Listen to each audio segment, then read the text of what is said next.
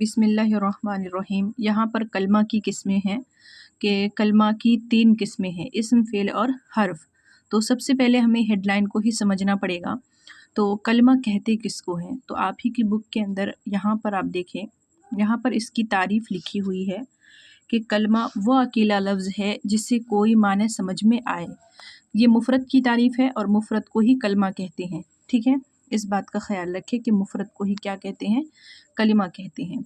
ठीक है, आगे चलते हैं हम।